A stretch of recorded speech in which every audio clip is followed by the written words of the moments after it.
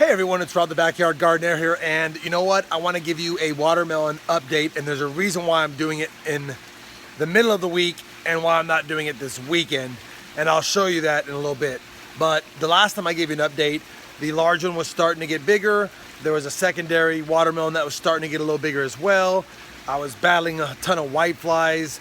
The vines were dying. I was really not so optimistic that I was going to win the battle with the whiteflies or even salvage the watermelon plants. But through some perseverance and also some fortunate weather not being over 100 every day, being more like 90 to 95 a lot more, it has helped the vines recover a little bit and has allowed me to be a little more hopeful that the next couple of months we might even get some more fruit sets again. Anyway, let's go take a look at the watermelons and I'll show you where they're at. So I want to point out that the watermelons are doing better. You'll notice that the old leaves were pretty ugly and crusty.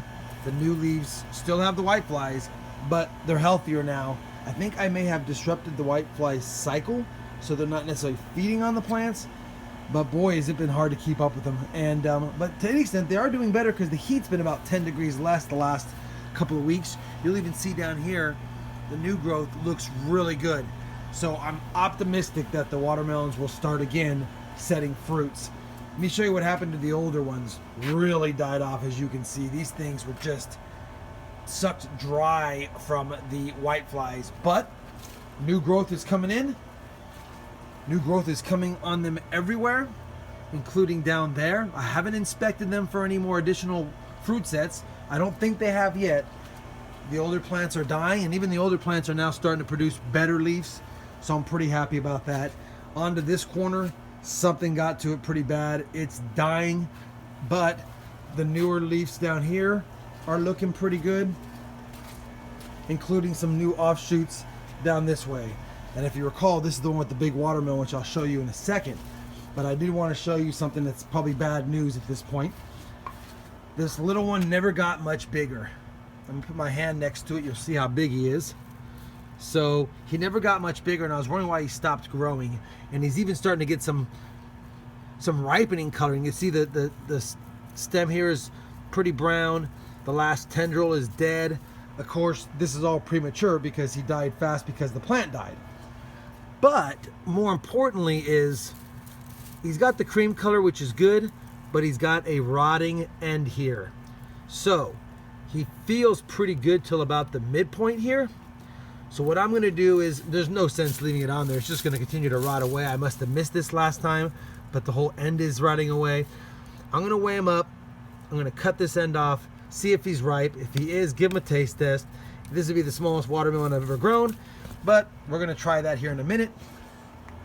I do want to point out the size of this watermelon, if I can get in here now.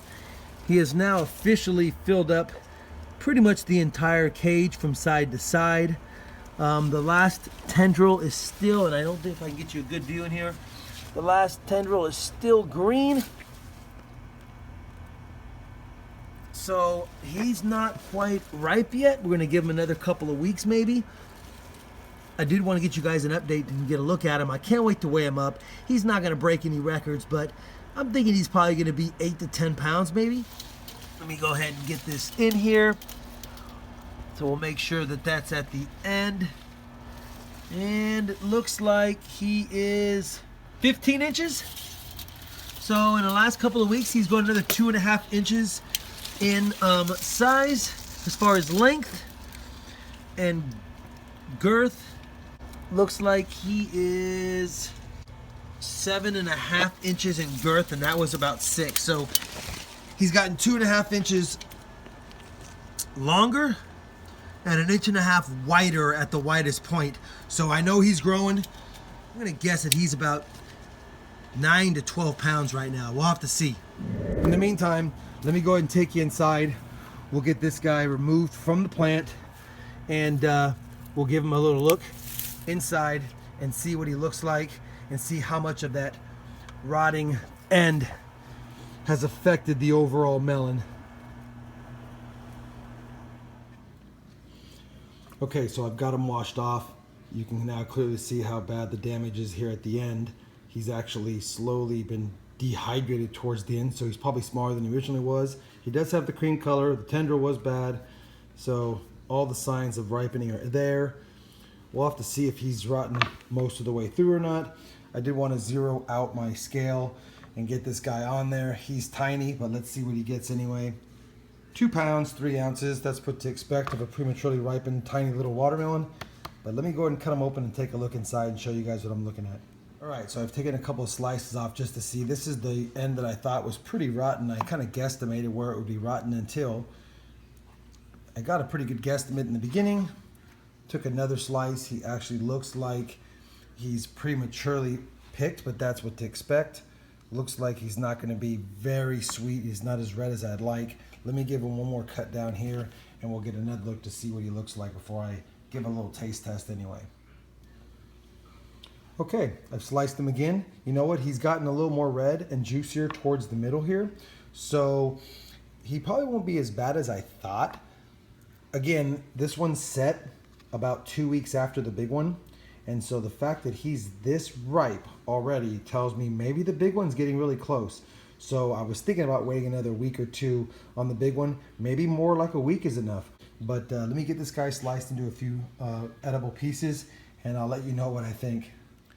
Okay guys, here's one of the pieces here.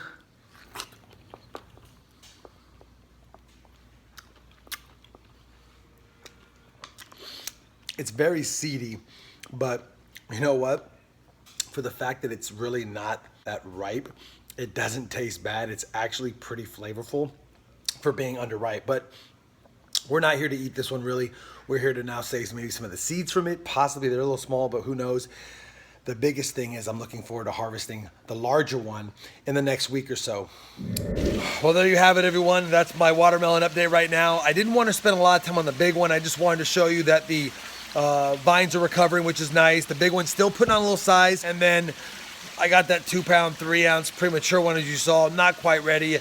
I probably, despite the fact that it was rotten away at the end, could have left it on for another 3 to 5 days and maybe got a part of it that was right, but what are you gonna do? I hope you're enjoying the watermelon series so far. If you are, please give it a thumbs up. And as always, thanks for watching.